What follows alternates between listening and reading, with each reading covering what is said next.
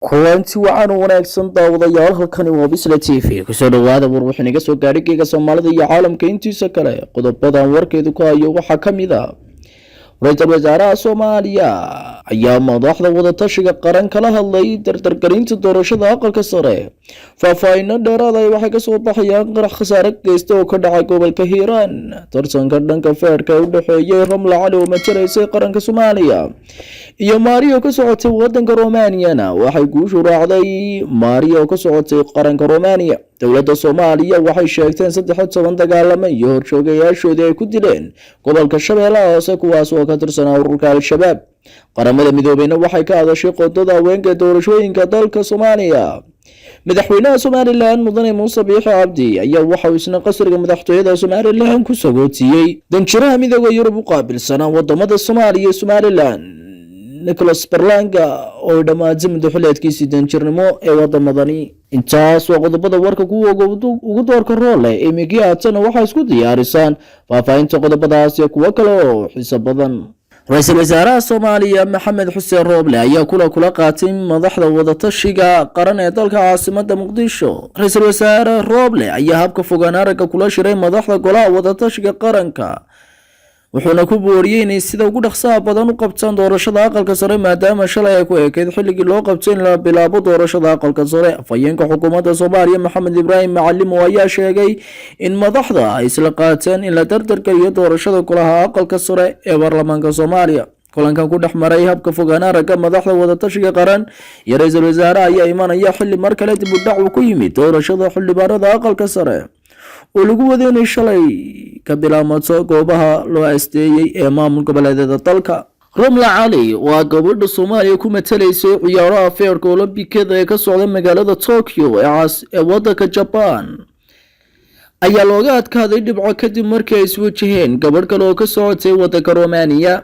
ramla ayaa muujisay dadaal fiican qaybta hore ciyaarta balse qaybtii dambe ayaa laga helay dhibco looga guuleystay sida ay sheegtay Faadimo Nuur Cali oo gudoomiye ku xigeenka labaad ee guddiga Olombikada Soomaaliya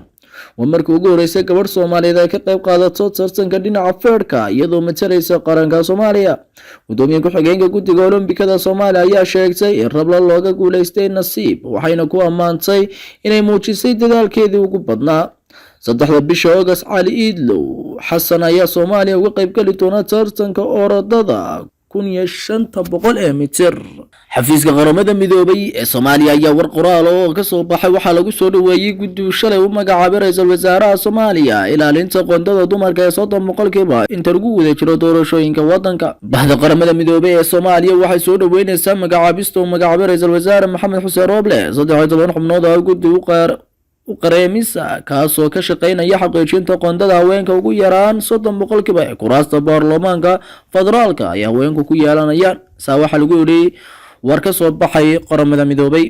warka ka soo baxay qaramada midoobay ayaa sidoo kale lagu sheegay in qaramada midoobay si buuxda u taageerayso in haweenka Soomaaliyeed batalaad buuxda ku yeeshaan doorashooyinka dalka ka dhacaya qoraalka ka soo baxay xafiiska qaramada midoobay ee Soomaaliya ayaa imanaya xilli shalay uu magacaabay ra'iisul wasaaraha xukuumadda federaalka Soomaaliya guddiga kooban 13 xubnood kaasoo ka shaqeyn doona xaqiijinta qoondada haweenka inta lagu guda jiro doorashooyinka dalka ka qabsoomaya warar dheeraad ayaa ka soo baxaya qarax miino oo geystay khasaare isugu jira dhimasho iyo dhaawac oo ka dhacay inta u dhaxaysa deegaanada Beergadiid iyo Coobaad oo u dhaxeeya magaalooyinka Beledweyne iyo Maxaas qaraxa miinada ayaa la sheegay in waleelay gaari ay saarnaayeen ciidamada ka tirsan dawladda Soomaaliya oo la sheegay in ku guda jireen howlgalo ka dhan ah ururka al-shabaab inta la xaqiijiyay laba ruux oo mid askari yahay midna ka mid yahay dadka deegaanka ayaa ku geeriyootay qarax oo miino oo lala beegsaday ciidamada howlgallada ka sameynayay inta u dhaxaysa magaalooyinka Beledweyne iyo Maxaas ee gobolka Hiiraan waxaana jira dad kale oo ay dhaawacyo ka soo gaadheen qarax oo la geeyay cusbitaalka Guriceel ee gobolka Galgaduud ee Soomaaliya dad goobjoogayaal ayaa sheegay in qaraxa kadib uu dhacay iskoorimaad muddo kooban socday oo dhaxmaray ciidamada dawladda iyo kuwa al-shabaab walow aan la xaqiijin karin khasaaraha ka dhashay iskoorimaadkaasi madaxweynaha jamhuuriyadda Soomaaliland mudane Muuse Biixi Cabdi ayaa kula sagootina la yeeshay safiirka midowga Yurub ambassador Nicholas Berlanga kaasoo safiirka midowga Yurub u qaabilsan dalalka Soomaaliland iyo Soomaaliya waxaanu Soomaaliland ku joogay safarkiisii shaqo ee ugu dambeeyay Nicholas Berlanga ayaa uga shaqeeyay doorashooyinka Soomaaliland ee dhawaan ka dhacay gudaha dalka Soomaaliland ee golayaasha wakiilada iyo deegaanka waxaanu haatan dhamaystay muddo 2 sano iyo dheeraada oo uu haa danjiraha midowga Yurub u qaabilsan wadamada Soomaaliland iyo Soomaaliya. maalinnimadii shalay ahayd markii xisbiyada mucaaradku ay sagootin tan lamid ah ay u sameeyeen danjiro Nicholas Berlanga. John Biden iyo ra'iisul wasaaraha Ciraaq Mustafa al-Kadhimi ayaa la filayaa inay ku dhawaaqaan Isniinta is-afgarad lagu soo afjarayo howlgalka military ee dagaalka Mareykanka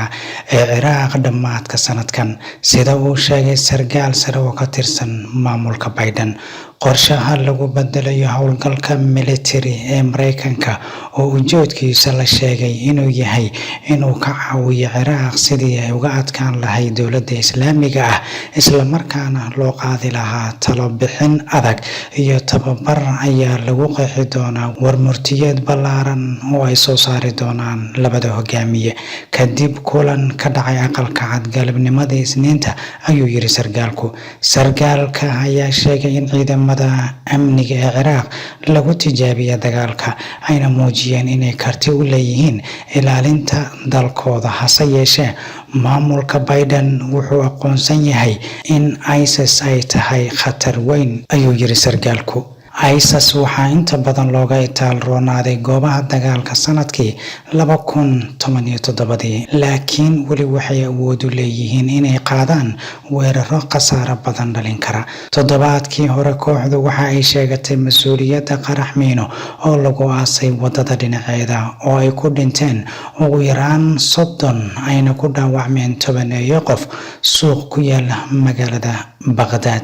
Mareykanka iyo Ciraaq waxay ku heshiiyeen bishii Abriil in u gudbidda howlgalka tababarka iyo la talinta ay ka dhigan tahay in doorka dagaalka Mareykanka uu dhammaan doono, laakiin weli ma jiro jadwal la isla gartay oo la isla meel dhigay. Ku dhawaaqista ayaa imaanaysa wax ka yar 3 bilood ka hor doorashada baarlamaanka ee dalkaasi Ciraaq. Kadhimi ayaa waxa uu yiri dhibaatadu ma lahan yaraan. maleeshiyaadka ay taageerto Iiraan ee ku sugan gudaha Ciraaq ayaa kordhiyay weerarada ka dhanka ciidamada Mareykanka ee ku sugan dalkaasi, halka dab ka kacay isbitaal oo waxyeello badan geystay ay ku dhinteen daraasiintada iyo cudurka faafaha daran ee loo yaqaan coronavirus-ka ayaa isna sare u kacay. Kadhimi oo hadalka sii wata ayaa waxa uu yiri waxaa awood loo siinayaa ama loo sheegayaa shacabka reer Ciraaq xilliga ay huleelayaan ciidamada Mareykanka ee dagaalka kula jira kooxaha ay u tunka weyn tahay ISIS.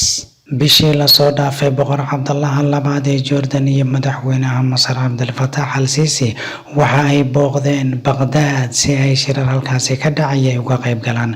waana markii ugu horeysay taariikhda madaxweyne Masaari ah oo booqasho rasmi ah ku tago Baghdad tan iyo wixii ka dambeeyay 1990, xilligaas oo uu xumaaday xiriirka Ciraaq iyo Masar kadib markii madaxweynihii hore Allah u naxariistay Saddam Hussein uu duulaan ku qaaday dalka Kuwait. Sheekh Umar Salaaxudiin oo kamid ah culimada waaweyn ee Soomaaliyeed ayaa markii ugu horeysay waxa uu soo jeediyay in la xiro xarunta dhaqanka ee ku taala magaalada Hargeysa ee caasimadda waa Somaliland, iyadoo hore loo sheegay in xaruntaasi lagu faafiyo dhaqanada diinta Islaamka ka soo horjeeda. Sheekh arrimahaas iyo arrimo kale ka hadlayna waxa hadaladiisii kamid ahaa: alxamdulillahi wa kafaa wa salaatu wa salaamu calaa rasuulillahi sallallahu alayhi wa sallam. maalmo ka hor waxay ahayd maalmihii adduunyada ugu khayrka badnaa. maalmaha waxaa ku jirtay maalin ilaahay subxaanahu wa tacaala ku weyn, ummadda islaamkana ku weyn. maalintaasi waxay ahayd maalinta Carafo. waa maalinta ilaahay diinka islaamka inoo dhammaystiray, rabbina raalli inaga noqday diinta inaan diin ahaan u qaadano, inaynu dhaqan ka dhigano, in nolosheenna midda hagaysa ay noqoto midaas. waxaase nasiib darro ah waxa maanta aynu dhulkeenni ka arkayno dhaqan xumada dadka ku baaqaya. xarumaha loo samaystay wax kastoo dhaqanka islaamka khilaafayana la soo taagan oo la sacabtumaya, u yeelanaya oo soo casumaya dadka ummadda ugu yeedha foolxumada iyo inay raggu isku tagaan ama dumarku isku tagaan, sharfaya cidaan mudnayn in la sharfo.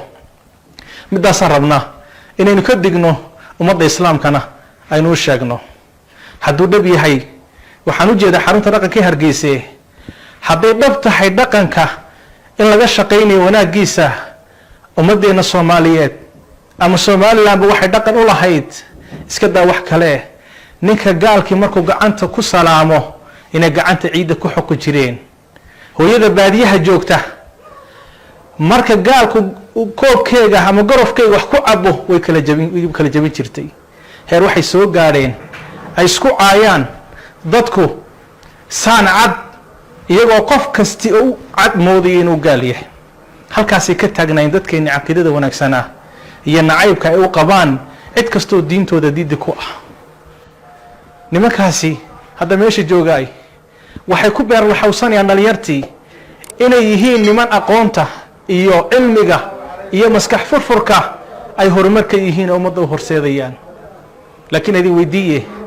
aw aqoonta ummadeena la siiyay muddo 14 sano ah waxaan dhaqan xumo ahayn kamaan dhaxlin waxa dhacday dhibta jirta aqoonta ay sheegayaan ay bulshada ugu baaqayaan waa in la helo oo dadka lagu barbaariyo falsafadaas oo hadda ka dhalanaysa inuu qofku diintiisa hadal galiyo ka doodo oo noqdo markaas calmaani sheeganaya marka islaam waa waxa midhaha ka soo baxay magacyaal badan baa loo bixinaya barnaamijyo badan baa loo sameeynaya inta dhalinta dhaqankeega ayaa ku lumaya qodobkaas ayaa gunya gabagabo ha warka Bisle TV idra socodsiin anigu Cabdirasaaq Cabdisalaam intaan ku kulmayno warka xiga waxaad geed tagayaa sidaas nabadgelyo salaamu alaykum wa rahmatullahi wa barakaatuh